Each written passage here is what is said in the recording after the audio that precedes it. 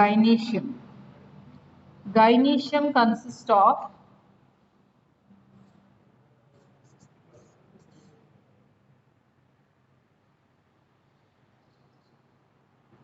we'll see the structure of gynoecium.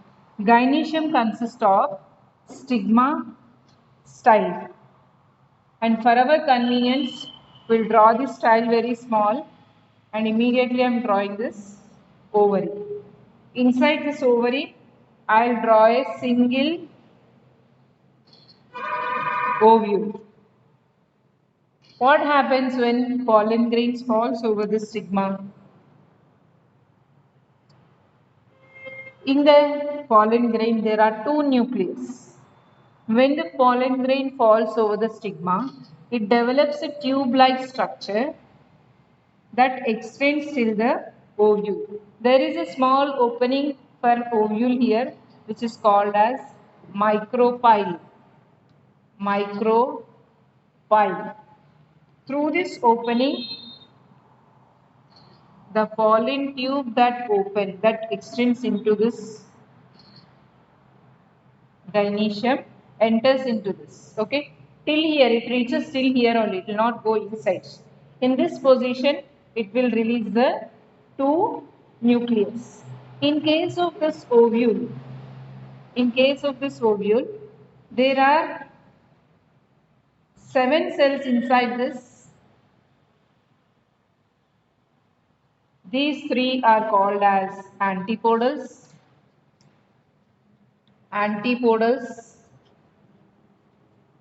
This is a central cell.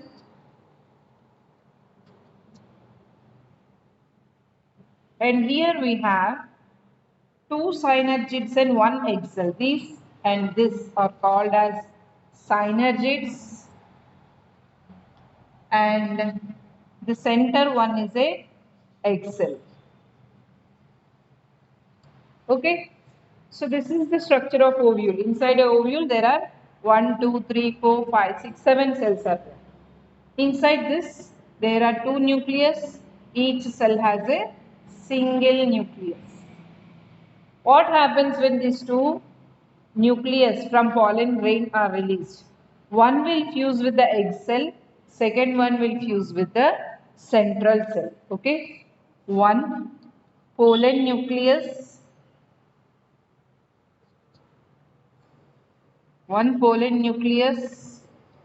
plus egg cell. It gives rise to zygote. Second pollen nucleus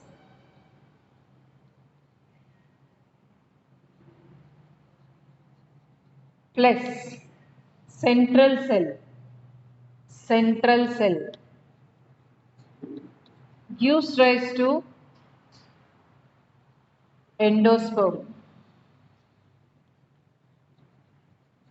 So, since the fertilization occurred 2 times, this fertilization which takes place in plants is called as double fertilization. And this double fertilization is seen in only phanerogams, flowering plants. Okay. Once again, understand it. Pollen grain has 2 nucleus. When pollen grain falls over the stigma, it develops a tube-like structure. Because of this tube-like structure, these pollen grains are able to pass through this tube-like structure and reach this ovule. Inside the ovule, there are 7 cells. They are having different functions. Among them, central cell and this egg cell. Both of them will fuse with one of the pollen nucleus. When egg cells fuse with pollen nucleus, it forms zygotes. When central cell fuses with the pollen nucleus, it forms endosperm. So in the seed, when you open a seed, next time observe carefully, you will observe a small and this zygote, embryo here. This embryo is formed from the zygote, and this is cotyledon which is formed from endosperm. Okay. This is embryo which sprout out When you are eating sprouts, sprouts are coming out from this embryo-like structure. Okay, so this part of seed is called as embryo. This embryo develops into future plants. It is coming from zygote. And this total seed leaf is called as cotyledon, and this cotyledon is coming from endosperm. Got it? So that is about the fertilization in flowering plants. Next, human reproductive system.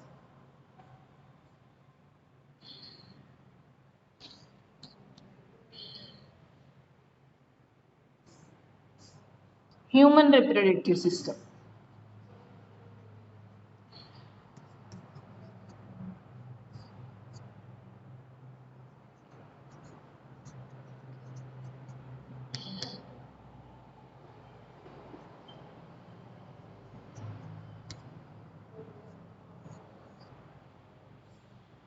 Unlike in flowers, where male part is present in same flower, female part is in same flower, gametes are fusing inside that flower or between two flowers. But in case of animals, any animal, male organism is different, female organism is different. Okay, almost all terrestrial animals we see male organism is different, female organism is different. So what will happen? Male is having a different reproductive system, female is having a different reproductive system, and male organism produces male gametes, female organism produces female gametes.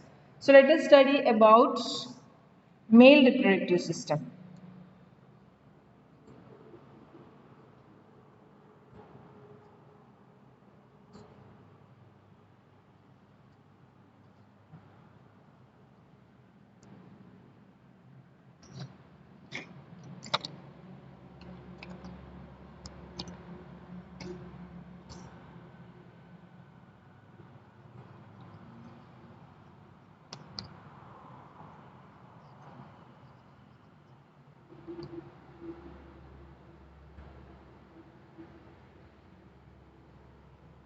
Male reproductive system consists of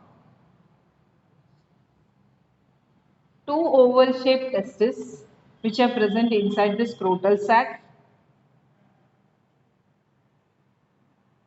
From this, there is a connection of tube-like structure called vas deferens,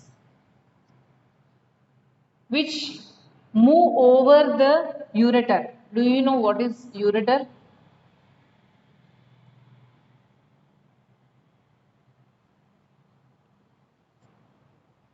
This is one ureter. This is one ureter. What is ureter? The tubes that are connecting kidneys with urinary bladder. So here we usually draw this urinary bladder also.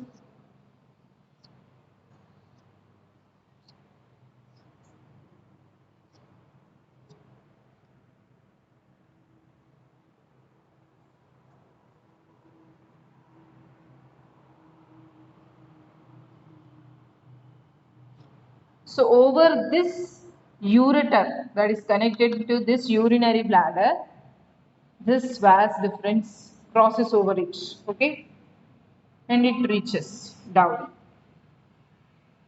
So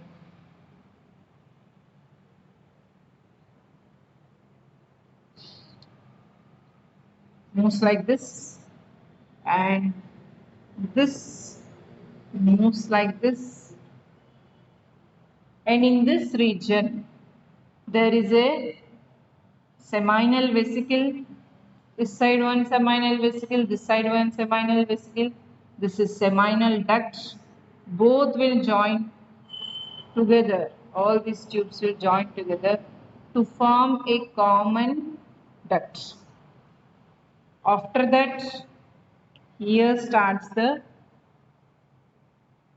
penis.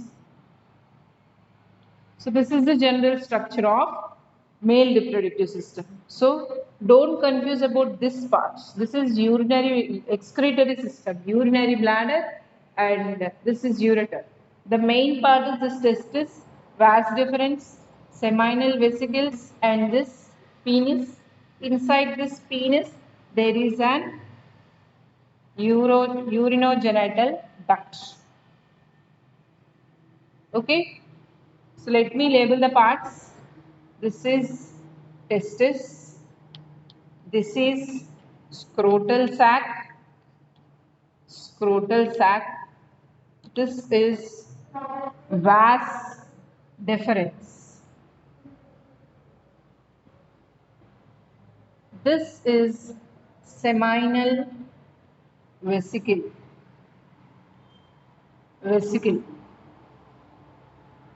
Here this is ejaculatory duct. Here we have one more duct. This is urinogenital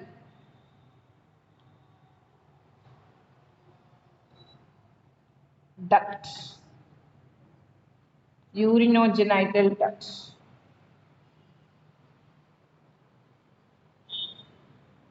So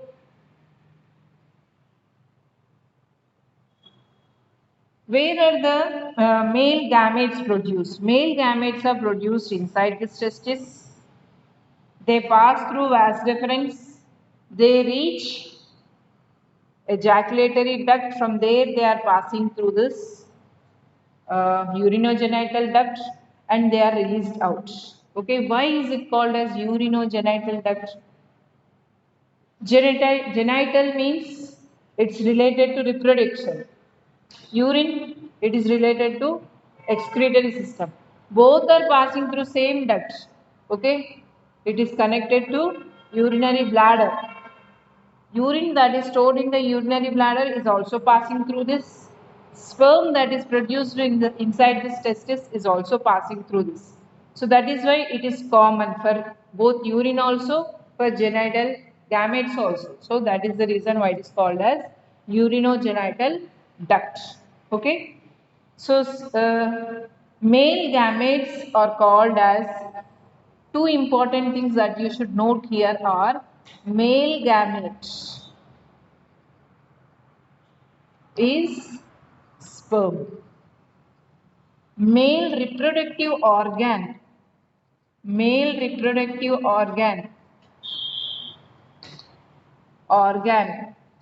is testis.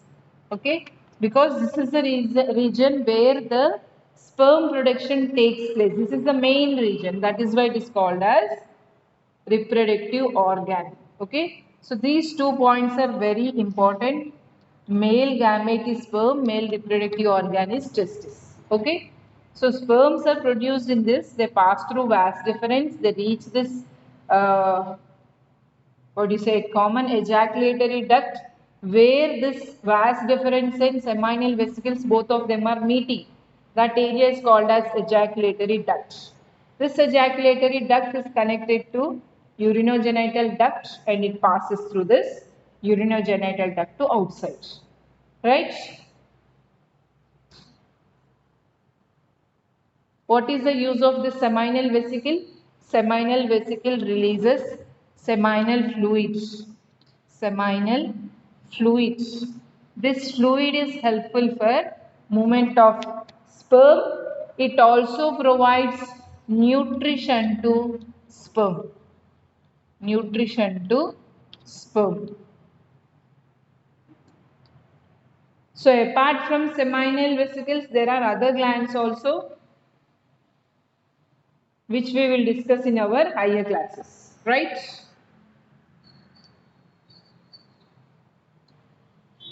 Next, structure of sperm.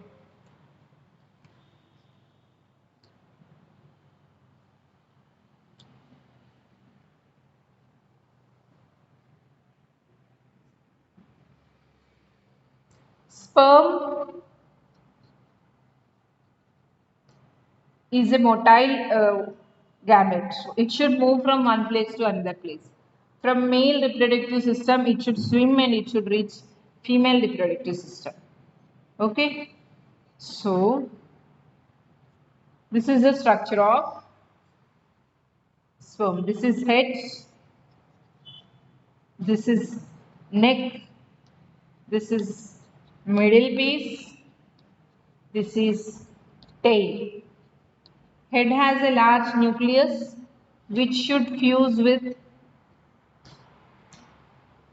female gametes. And in front of head region,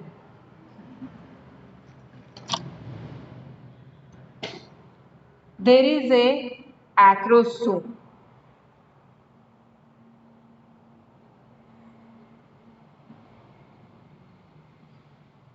This is acrosome. Next, this part is head. In this, nucleus is present, and this is neck. In the middle piece, there are so many mitochondria. These are all mitochondria that are present in the middle piece. Okay. So, what is the function of acrosome? If this is the egg cell that is produced in female reproductive system, egg means ovum. Sperm should penetrate into this and release its nucleus. Only nucleus will go inside and it will fuse with the nucleus of ovum. For penetration of this nucleus, this outer membrane should be pierced. For piercing this membrane, acrosome is very helpful. Okay, it helps to pierce cell membrane of ovum. Cell membrane of ovum.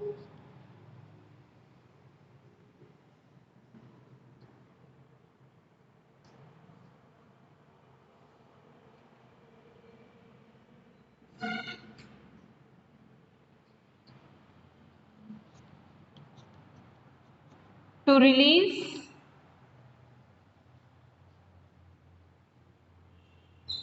nucleus into ovum. Nucleus into ovum. Okay. Middle piece, since it has so many mitochondria, it helps, it provides all the energy. Mitochondria are powerhouses. They store a lot of energy. So that energy will be useful for the movement of this sperm. And tail is helpful in swimming. Most of the movement of sperm is in a liquid medium. So when it is moving, it uses tail for swimming. Okay. So that is about structure of sperm.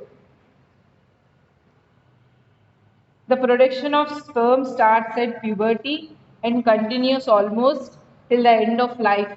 But what do you say? Count decreases. As the age advances, count of sperm decreases, but still it produces till the end of life.